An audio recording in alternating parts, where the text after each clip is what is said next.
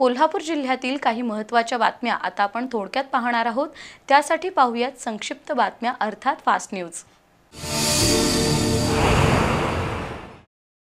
इचलकरंजी जवळच्या तारदाळ परिसरातील तुळजाभवानी अपार्टमेंट जवळ शहापूर पोलिसांनी सोमवारी रात्री 11 वाजण्याच्या सुमारास छापा टाकला। यावेळी लक्ष्मी गुरव ही महिला गांजा विक्री करताना सापडली। तिच्याकडून 8,200 रुपयांचा 273 ग्रॅम गांजा जप्त केलाय।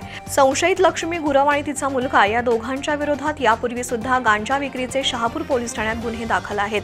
त्यामुळे ही महिला गांजा कुठून आणते याचा पोलीस तपास करतायत। या कारवाईत पोलीस निरीक्षक सचिन सूर्यवंशी, उपनिरीक्षक किशोरी साबळे, अविनाश मुंगसे, रोहित टावळे, सतीश कुंभार सहभागी झाले होते।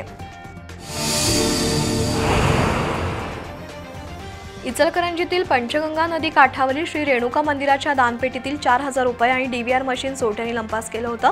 शिवाजीनगर पोलीस या चोरीचा तपास करत होते।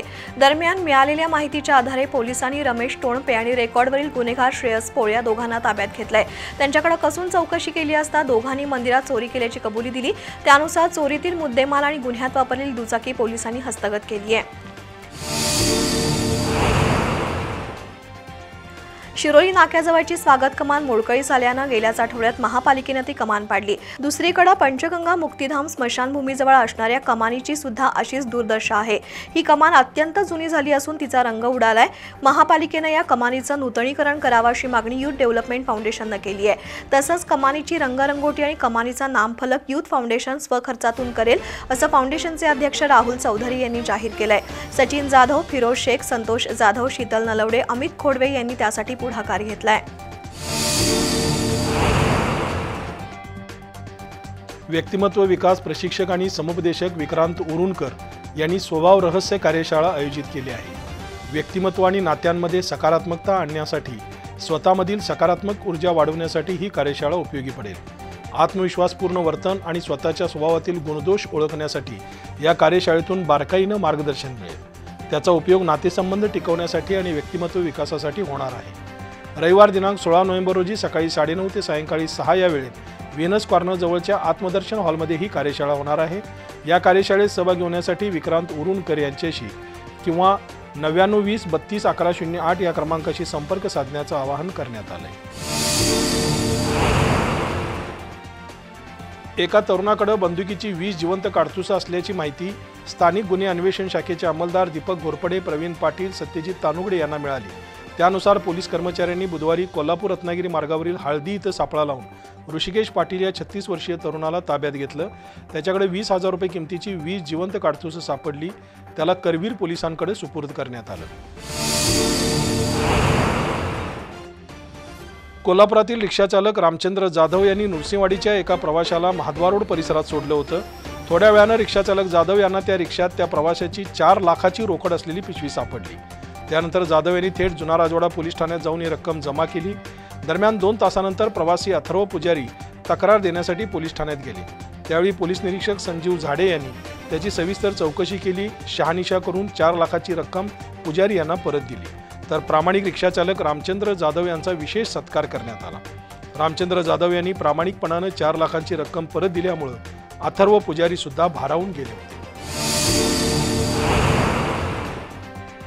मराठवाडा आणि विदर्भ परिसरात झालेल्या पूरग्रस्तांना मदत निधी म्हणून forum of retired diploma engineer संघटनेकडून 5 लाख रुपये मुख्यमंत्री सहायता निधीसाठी देण्यात आले। संघटनेचे खजिनदार नामदेवराव खेबोडे यांच्या हस्ते मुख्यमंत्री देवेंद्र फडणवीस आणि जलसंपदा मंत्री गिरीश महाजन यांच्याकडे हा धनादेश सुपूर्द करण्यात आला। यावेळी संघटनेचे उपाध्यक्ष रामचंद्र तोरसे, बाबूराव शिरोडे, रमेश जकातदार उपस्थित होते। राज्याचे आरोग्यमंत्री आणि कोल्हापूरचे पालकमंत्री प्रकाश आबिटकर यांनी CPRला अचानक भेट दिली। बिबट्याच्या हल्ल्यात जखमी झालेल्या रुग्णांची तसंच भुदरगड तालुक्यातील गवा हल्ल्यातील जखमींची त्यांनी विचारपूस केली। सर्व जखमींना दिलासा देऊन वन्य प्राण्यांचा बंदोबस्त करण्याचं आश्वासन दिलं। यावेळी प्रभारी अधिष्ठाता अजित लोकरे, बंटी सावंत, डॉक्टर गिरीश कांबळे यांच्यासह वैद्यकीय अधिकारी उपस्थित होते। शिरोळ तालुक्यातील उमळवाड आणि जयसिंगपूर इथल्या खाजगी सावकारांवर सहकार खात्याच्या पथकानं आज छापेमारी केली। उमळवाड इथल्या धनराज भवरे यांच्या घरी सह्या केलेले 33 धनादेश, 3 करारपत्र, व्याज व्यवहाराच्या 2 वह्या, वाहनांची 5 RC बुक, सोने तारण व्याजाच्या नोंदी असलेल्या चिठ्ठ्या आढळल्या। तर जयसिंगपूर इथल्या प्रशांत पोवळे यांच्या घरी आणि त्यांच्या विमल ज्वेलर्स दुकानाची तपासणी करण्यात आली। इथंही सहकार खात्याच्या पथकानं पोवळे यांच्याकडील नोंदवह्या ताब्यात घेतल्या। त्याशिवाय अमोल खुरपे आणि सीमा खुरपे यांच्या घराची सुद्धा खाजगी सावकारीच्या कारणावरून झडती घेण्यात आली। या कारवाईमुळे शिरोळ तालुक्यातील खाजगी सावकारांमध्ये खळबळ उडाली।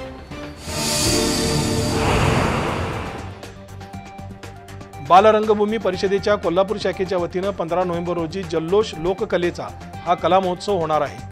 पेटाळा इथल्या राम गणेश गडकरी सभागृहात सकाळी 9 ते रात्री 9 पर्यंत हा महोत्सव भरवला जाईल। शालेय मुलांना लोककलेची ओळख व्हावी आणि लोककला संस्कृतीचं जतन करावं या उद्देशानं महोत्सवाचं आयोजन केल्याची माहिती शिरीष विचारे यांनी पत्रकार परिषदेत दिली। जल्लोष लोककला महोत्सवांतर्गत 6 ते 15 वयोगटातील मुलं आणि विद्यार्थ्यांसाठी स्पर्धा आयोजित केली आहे। त्यामध्ये समूह लोकनृत्य, एकल लोकनृत्य, गोंधळ गीत, वाघ्या मुरळी, गवळण, जोगवा, भारूड, मंगळागौरी, शेतकरी गीतं, कोळी गीतावर नृत्य, लोकवाद्यवादन, लोकगीतं यांच्या स्पर्धा होतील।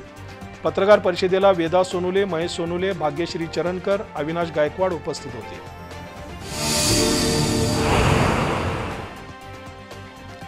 महाराष्ट्र शासनाच्या सांस्कृतिक कार्य संचालनालयाच्या पुढाकारातून कोल्हापुरात जागर संविधानाचा हा कार्यक्रम पार पडला। सांस्कृतिक कार्य संचालनालयाचे समन्वयक सहदेव खैरे, शिवशाहीर डॉक्टर राजू राऊत, किशोर मानकापुरे, बार असोसिएशनचे अध्यक्ष VR पाटील, नाट्य परिषदेचे मिलिंद आष्टेकर, सोनाली राजपूत यांच्या हस्ते कार्यक्रमाचा शुभारंभ झाला। भारतीय संविधानाच्या विजयाच्या घोषणा देत संविधानाची दिंडी पार पडली। त्यानंतर संविधानाची निर्मिती, त्यातील मूल्यांवर भाष्य करणारं महानाट्य सादर झालं। यावेळी विविध मान्यवर आणि रसिक उपस्थित होते।